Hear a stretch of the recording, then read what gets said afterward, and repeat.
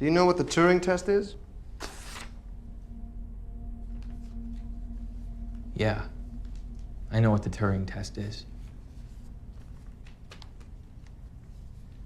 It's when a human interacts with a computer, and if the human doesn't know they're interacting with a computer, the test is passed. Hello and welcome back. It's time to listen to Mom. Today I wanted to explore some movies with you that I did research on. These are not your typical famous sci-fi movies, just some underrated movies like Moon, which has garnered a lot more attention now that I've seen more YouTube videos on it. I did some research and I figured I would share some more movies you may or may not have seen. I tried to find that middle ground, I didn't want to go too obscure to the point where it's like, is this even good? Some of these actually have some pretty big stars in them. This is outside the normal space, of course, of Space Odyssey, Star Trek, Star Wars, Terminator, Avatar, RoboCop, or just any successful sci-fi franchise that we've heard of. Some I'm listing have big blockbuster budgets, but they did not succeed for one reason or another. Perhaps it was just the timing. One I have not even watched, which we're going to start off with. Also, real quick, please don't forget to subscribe and leave a comment. We're a new channel here, so every little bit helps us grow immensely and keeps us inspired to make more content, even though we're probably going to do it anyways because it's a lot of fun. All right, let's start with the first movie, Annihilation. I'm starting with this one as a promise I would watch it. It is actually starring Natalie Portman, and I've heard great things about it, but I never got around to actually sitting down and saying, I'm going to watch this movie, and I'm not really sure why. When it was in theaters, I heard good things, and this is a common story when I talk to other people about it, is that they say the same thing, oh, I heard that was a good movie, but we still haven't watched it. So the story is about Lena, a biologist and former soldier, joins a mission to uncover what happened to her husband inside Area X, a sinister and mysterious phenomenon that is expanding across the American coastline. Once inside, the expedition discovers a world of mutated landscapes, creatures as dangerous as beautiful, and it threatens both their lives and their sanity. Speaking of sanity, the soundtrack and audio mixing I heard can be jarring purposefully to add this weird eeriness to the film, so it makes me even more interested to watch it now that I remind myself of that fact. Alright, next we have Children of Men. The reason I put this movie is that it holds more weight now than it did when it was released. Oddly, this has become a major conversation about our next of kin, fertility of our planet, and just our population in general. And so it's become more of a relevant conversation. So maybe this movie deserves a lot more attention now. This movie has an all-star cast, and the story is really interesting, actually. It stars Clive Owen. It's about infertility threatening mankind with extinction, and the last child born has perished. So pretty much nobody can have any babies or anything. It's just an unknown thing. And so we see Clive Owen become our unlikely champion in the fight of survival of Earth's population. He must face down his own demons, of course, but also help protect the planet's last remaining hope from danger. I watched this one years ago, actually, after its initial release, so kind of like in the middle time, maybe like a year ago. I didn't even know it existed. I just was looking up, same thing probably if you're watching this, underrated sci-fi movies, and then just like end of times, apocalyptic things, and I was like, wow, such an amazing cast behind this. How did I miss this one? Well, hopefully sharing it now, it gets a little bit more love. Next here is Sunshine. While this movie is not the most scientifically accurate for some, and I get that's going to frustrate some people because it does bend kind of that reality a little bit. So if you're very big, like the film has to be like accurate in terms of sci-fi and grounded, this may not work for you, but the cast and director are amazing. It's the same director as 28 Days Later, and we also have the star from 28 Days Later, Cillian Murphy.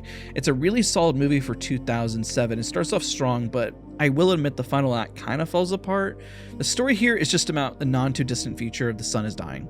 It spells the end for just life as we know it. And so they're going into like this save the world mode of like, again, I was on like a big apocalyptic kind of binge at one point. I watched this one same time frame as Children of Men, but it's essentially they make a mistake and just things just go south essentially. So really interesting story though.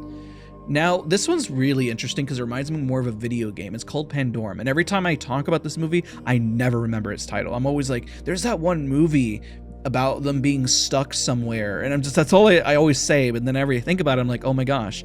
This movie starts off so good of just like, because it's about, a team of astronauts in hypersleep who have no memory of their mission, and so they monitor, radio transmissions, and just the spaceship seems abandoned, but there's also like a lurking enemy, which kind of gives that Aliens kind of vibe. Now, again, it's just the beginning of the movie and the middle are good. It's just like right when you get towards the climax, it just falls apart, which really loses everything, but it has a great ending. I will say that the ending is worth sitting through. You just kind of have to struggle as you get from like the excitement of the start of the movie.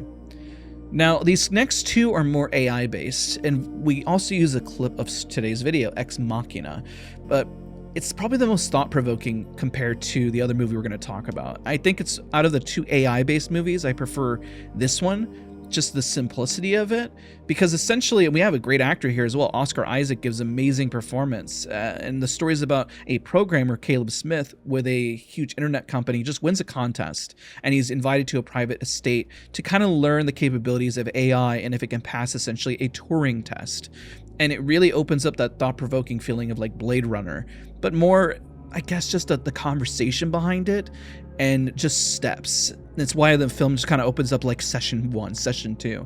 I find it really interesting, and I don't even think I've heard many people talk about this movie. Comment down below if anybody has talked about this personally. I'd love to have a more in-depth conversation because I feel like this movie is just way ahead of its time. Speaking ahead of its time, the next movie is Her, which is also an AI-based movie. When Joker 2 rolling around, this might be a great movie to watch because it stars Joaquin Phoenix. He gave such an amazing performance with a video talking about AI and a relationship with it. It's just well acted because it's about it's just somebody who is left heartbroken after a marriage ends, and he's just, for a living, he writes personal letters for other people, and he finds a program and starts to have a relationship with AI, and so that opens up a lot of thought-provoking things about AI and relationships, and others are kind of having relationships with AI, and what does that mean? It kind of gets a little weird and muddy towards the end. I think it sticks the landing and it does a really great job. It's all because of Joaquin Phoenix's acting, and Scarlett Johansson does a great job as the AI program itself. Now, these last two, I would say Snowpiercer, honestly, a really great movie, because we're down to the last two here. I know it's a TV show and it has the meme of being the sequel to Willy Wonka. We'll talk about that later. If you're interested, we'd love to cover the history of why that is, but the set pieces are so creative. It's about the end of times. It's the second ice age, and all there is just this train holding on the last bit of civilization. Across the board, this movie is just really creative, and it deserves a lot more love. And again, yes, it has love because there's a TV show, but I never even watched the TV show. And even people who hear Snowpiercer, I feel like are mostly referring to the fact that, oh, I've heard of that YouTube video, but this deserves a sit down just because of the actors who are behind it and the fact that it's just so vividly creative, which is why I think it gets that Willy Wonka feel, because as you're progressing through the train car and just seeing humanity of whatever is left, essentially, it's just insane.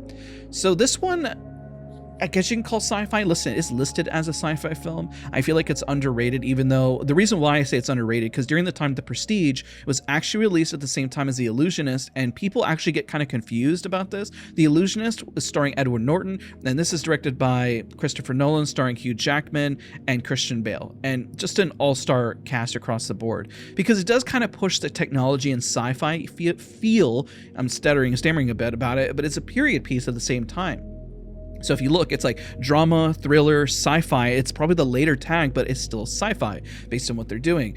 We just have a bit of rivalry between two magicians that are partners until a tragic incident occurs during a show. This feud kind of builds up, and they're trying to push the boundaries of illusion, and one is pushing the boundaries of potential science. And it just gets really interesting, and it's really fun to watch. I was rewatching it just last night, and I feel like it gets lost. Like I said, the reason why is because The Illusionist came around that same time period, and there's a lot of movies around, okay, magicians and stuff like that, and Christopher Nolan does such a great job. So if you're a fan of Christopher Nolan and you haven't heard of this, that's kind of crazy, and you should definitely watch it. And if you have heard of it, comment down below. I know it's a bit of a stretch saying sci-fi, but the fact that it's also got Tesla in it, so it's like it's a period piece. It's great. It pushes boundaries. So let me know how we did on today's list. Don't forget to leave a like, comment, and subscribe. Let me know how you feel about all these movies.